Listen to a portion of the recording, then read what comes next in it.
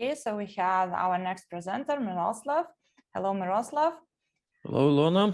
Miroslav Lučinskij is CEO of Critical Security. Miroslav has more than 10 years of experience in information security field, particularly in penetration testing, application security assurance, and vulnerability assessment.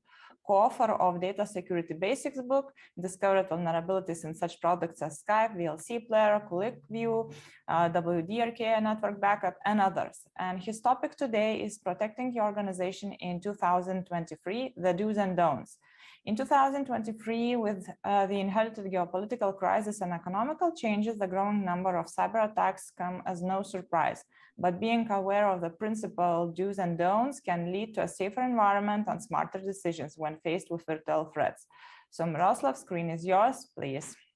Thank you. So I will share my slides now.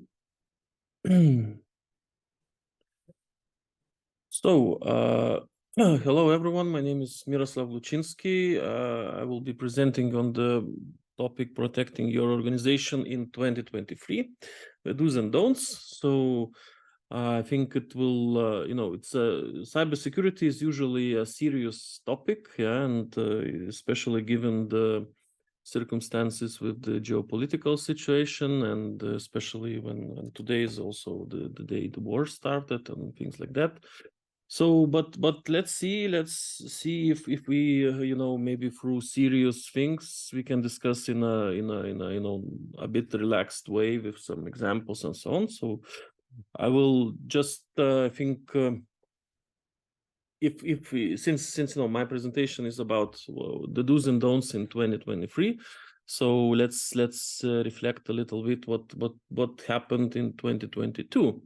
So a year ago. So as you notice, I think I don't need to really, let's say, invest a lot of effort to convince the audience that the cyber attacks are a thing which is growing constantly, and even without the changing the political environment and so on. So the number of attacks, the number of ransomware attacks is growing constantly, and especially given the new reality in the geopolitical landscape, there is also increasing number of let's say politically motivated attacks. Yeah?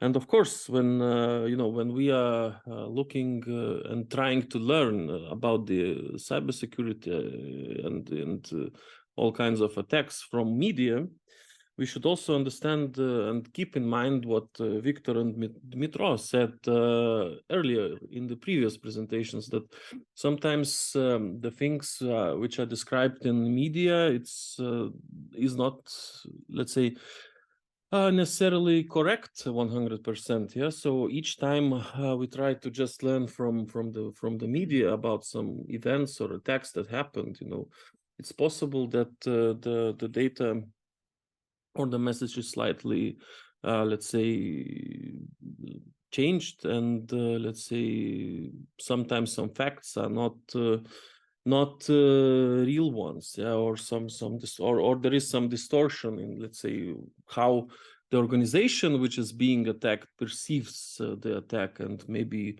what actually happened. Yeah, so sometimes, yeah, there is a trend that we hear about very complicated, sophisticated attacks, but actually in reality those are, let's say, from technical perspective, are rather simple. I think Aušrus also demonstrated how it works. Yeah, so all those pieces tied together constitutes an attack. Yeah, so those simple pieces lead to some kind of an existing vector of an attack, which can be realized in order to affect our organization. So so I think this convincing part, or trying to scare the audience part, I will leave it alone. So just let's see what can be done about it. What kind of let's say, what kind of factors or challenges each organization, no matter small or big, faces. Yeah, those are usually quite universal. So let's say we start from I pointed here only eight groups of different challenges in cybersecurity, but I think this should be enough in a way that it's not a complete list, but it's let's say covers most of the daily things we have to, as cybersecurity people, we have to deal every day. So we have the legal environments. So this is like different kind of laws that exist in the country where your business is operating. So if you operate in multiple countries, so of course you have different similar but still different legal environments. So you have more and more things to take care about, and some laws exist for cybersecurity as well, so we have to be aware of that. Then we have what we call organizational security. So it's how do we make our processes inside the organization to make sure that cybersecurity or information security, data protection is ensured. So this is all those, let's say, non-technical procedures, how we onboard the employees, for example, how do we offboard employees so that we must not forget to remove accounts which are not needed anymore, and so on, so on. So this is those kind of procedures that exist. Then usually our company might have some kind of a product. Yeah, so it could be a software product, it could be a service, or maybe we do some e-commerce. So we have to make sure that we have, let's say, secure product, yeah, so that we do not endanger our users, we do not endanger our, third parties and ourselves. Yeah, so this is again an important challenge.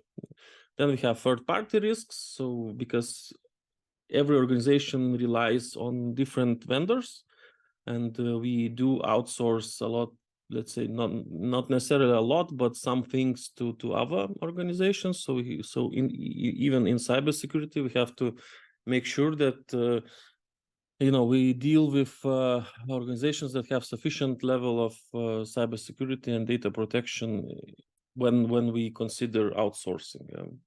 Then we have what is called human factor. Human factor is, not as also discussed, phishing attacks exist. Social engineering might lead to non-technical attacks against organization. So it's important that people are also educated and made aware of how cyber attacks works and so on. Then we have, in each case, during each different attacks, we have a lot of events that are happening inside the organization.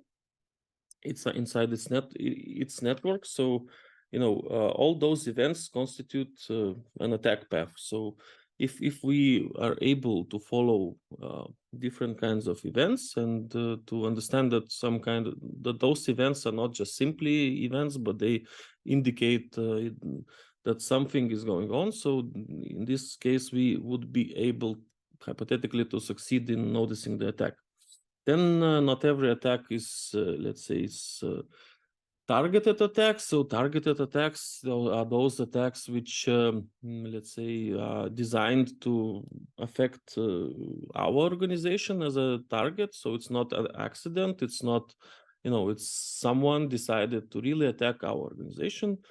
And this is the most complicated type of attack, because then you deal with the enemy, let's say, who challenges you, and he's ready, he knows your environment and so on.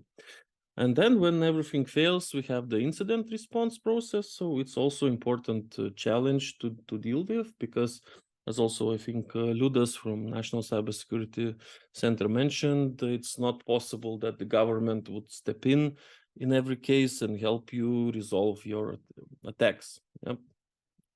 So let's say if hypothetically, if we want to fail as an organization in establishing cybersecurity, so what should we do wrong? So these are the don'ts of the cybersecurity. So let's see. So we, if we want to fail, we do cybersecurity as some kind of a bolt-on attachment to everything we are building. Yeah, so if we have a product, then let's say we have developed a new, e-commerce website or whatever. So first we make it work. Then in the end, when we are already going to the market, let's make sure that we, think how long should be the passwords? Should we use the multi-factor authentication and so on? So, but we just put it on later, yeah, because we have, as an organization, we have different goals. Then, of course, when we are rushing to the market, we should skip all the design steps and just rush to the market. So to accumulate as much as possible of the technical debt. Then for the documentation or the processes inside the organization, we should only document for sake of achieving the formal compliance. So it doesn't mean that our processes reflect actual documentation and vice versa. So yeah, then of course the typical mindset is always that we are a small organization, we are not really interesting to hackers, nothing to steal here, but and things like that. So I think this we also should put into the basket. Then of course, at some point, we should achieve cybersecurity, meaning that, it's a one-time achievement. You just simply, once per year, you achieve cybersecurity and then move on with your daily life. Of course, we should buy different kind of security measures and not test them, whether those work or not. Then, of course, we always, as if something happens, we have the guy who will handle the incident single-handedly without any problem. And and then of course, when we choose our vendors, we should use only trust me bro approach and never verify, whether we are choosing like secure vendor, secure technology, and so on. So I hope you understand that this was the some kind of in every joke there is only part of the joke. So let's talk about the do's. Yeah? So bad practices are, of course, easy to spot if you are outlining them in this sarcastic way. But let's think about how we should succeed, how it's possible to succeed in cybersecurity, and what should we actually do instead of those bad practices I mentioned in the previous slide. So cybersecurity should be as a strategic view inside the organization, meaning that all the security features which we try to bolt on top of our product, on top of our processes, should become actually secure features by design. It means that from the very beginning, when we are building our product, our organization, we should think of how should we do everything what we do, our daily business, our daily stuff in a secure way. So if we are exchanging information, let's do it securely. If we are, keeping some records, let's make sure that we have adequate level of encryption and so on. So all these security features would be embedded inside our organizational culture and become secure features. Then, of course, coming to technical debt accumulation, we should try to reduce it. Because if we start developing cybersecurity topics again in the context of the product, in the context of the services we do, if we address cybersecurity topics early, so this would allow us to basically reduce the amount of technical debt that will be accumulated with the development of the product. Later, we will start addressing cybersecurity issues. The higher the amount of debt we will accumulate. Then, of course, if we have any kind of documentation available inside our organization, we should make sure that those documents do not exist for the sake of just existing. Yeah? We want that those documents, or let's say ISMS system, it's the information security management system, would actually reflect the situation, what is actually happening in organization. So if we have to review the processes, we have to review how they are documented, and to see if whether it's actually reflects the real situation, so that we can improve on that and build further, maybe more optimized processes. So another thing is that we should also understand regarding the approach that our organization is not usually interesting to someone. But in this context, we must realize that attackers may not necessarily select targets. You might be your organization might be an accidental target. Basically, there are situations where attackers choose not by the organization name or the size or whatever, but just they massively scan the internet for different vulnerabilities they can exploit. And for example, your network is vulnerable to certain vulnerability of high impact, and they are able to breach your defense in this way and have access to your network. And then just accidentally, because of a technical vulnerability, your organization can let's say be a victim of a ransomware attack, or maybe you can encounter some data loss and so on. So we have to understand that even though some organizations consider themselves small, they still need to maintain the adequate level of security. Then we must understand that cybersecurity is also a continuous process. So we cannot reach the final state, basically never. Yeah, we have to just build, and maybe at some point we will be better than we were yesterday at this. Yeah, and of course we have to accept that there is never a good time to do things, because back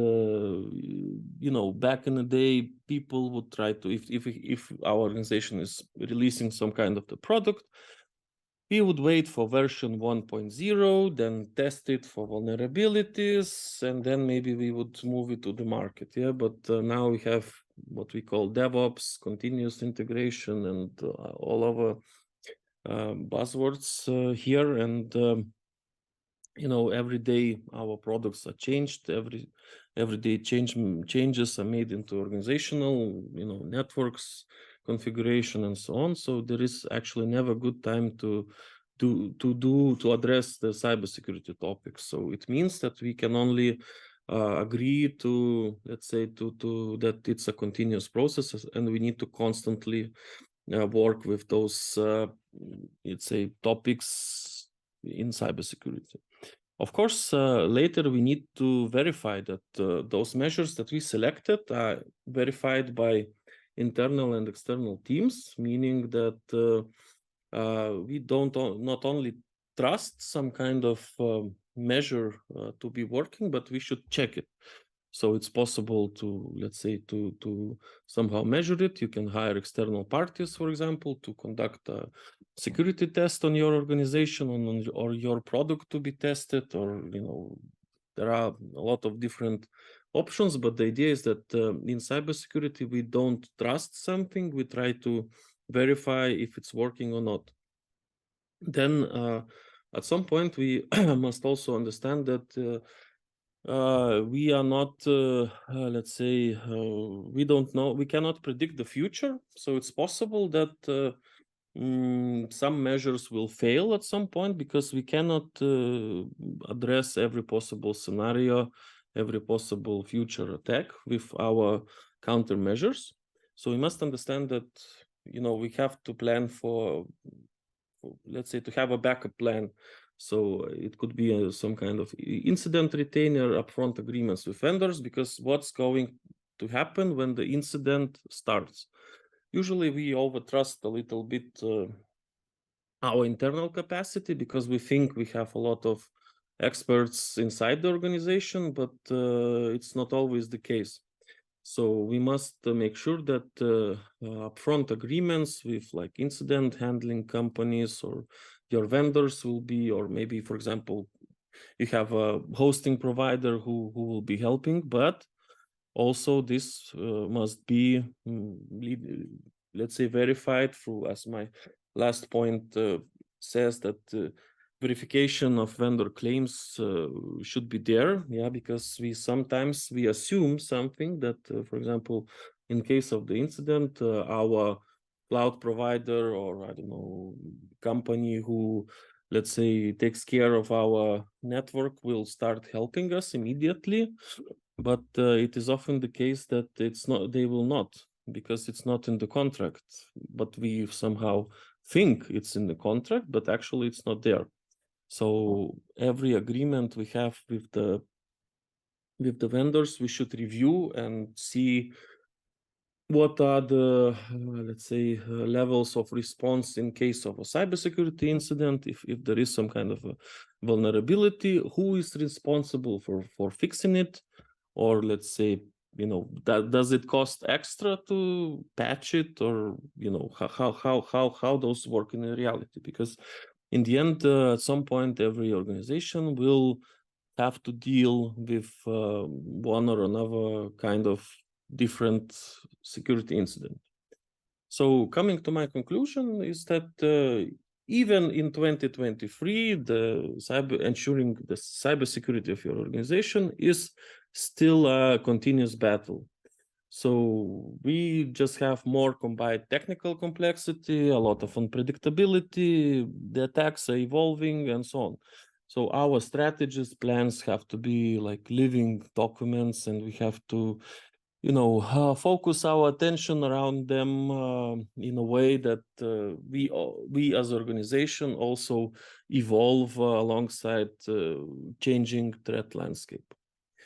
So that was on my part. So now I think we can go to the questions, if there are any. Okay, thank you for your presentation. So we have time for questions, and we have questions. So first one is, would you pay the ransom in a ransomware attack? If not, what is the key factor you need to have in your company? Yes, regarding whether it makes sense to pay the ransomware, it's, sometimes people, we are asking the question whether it's like a yes or no question, but actually it's more complicated than that. First of all, it depends on, let's say, there is, of course, legality issues, ethical issues, moral issues. This we can leave aside. But also from our experience, sometimes if there is no other way to recover data, then customers are facing, organizations are facing the choice. Either they pay the ransom or they maybe rebuild their IT from scratch. So then, of course, sometimes ransoms are also, too expensive. Yeah, one case is if somebody asks you for, I don't know, 10,000 euros, let's say, and the other case is when somebody asks you for like 1 million, 10 million, whatever. Yeah, so of course, it also, depends on the size. Yeah, but in our practice, I would say that there are organizations that pay the ransom and get their data back. Yeah. Thank you for your answer. Next question. What would you use to transfer confidential data between clients? An example, email, FTP, and so on. What would you use? I think here we could say that it should be depending, of course, on the amount of data, yeah, because if we use email, for example, daily, yeah, and every user knows how to use it, it's very convenient and so on. But at some point, we need to transfer a document which needs to be encrypted. So how could we go about it? Email supports encryption such as S-MIME, secure messages from Microsoft 365 or let's say the PGP. Yeah, so you can encrypt it on the level of the email. Of course, you can also add additional passwords. You can archive it in some kind of zip file or whatever with the password. Then of course transfer, for example, the password by another channel of some sort, by SMS or whatever. So it depends. So there are depending on the sensitivity of the information, I would say. I see. Thank you. One more question. And how do you keep yourself updated in the area of cybersecurity? Because it is difficult to follow everything. So maybe you could suggest something. Well, for me, it's easy. I work in this field, so it's automatically means automatically we have to be up to date with the information. But for someone who is, let's say, only wants to have an understanding of the attacks and so on, so I would suggest to follow focused resources on the internet. For example, just not every of them, but for example, if you go to like, there are Reddit subreddits like NetSec, for example, and so on. So you can just track a couple of those and ignore the noise, because attacks, for example, there is a huge attack there, huge attack somewhere else. Yeah, so it's not that important. But what's important is usually some kind of vulnerabilities and their exploitation in the wild. So there you can, on the technical resources, you can find this information. And I think the last one, but quite complex one. So what are your recommendations for an organization cyber incident response plan testing? How to approach, organize, what aspect to test, and what is the importance of this activity in regards with other information security initiatives? If you could answer somehow shortly to that. I think the question is correct. I think how it's important. It's important. So how best to approach it is usually by having let's say a threat assessment made. Yeah. So you before testing your incident response plan, you have to make sure that your let's say attack scenarios or what can happen is up to date. Then maybe you want also to involve a third party to go through that topics with them, because when you are locked inside your organization, maybe you don't see some kind of vectors that are possible. And then of course conduct it, but also it's not like a one-time activity. So you should also make sure that there is certain frequency with testing those plans and it's up to date. Thank you very much for your answers, for your presentation. It was really nice to listen to this kind of topic. It is also very relevant for everyone, basically. So thank you very much. Thank you. And we are waiting for our next presenter.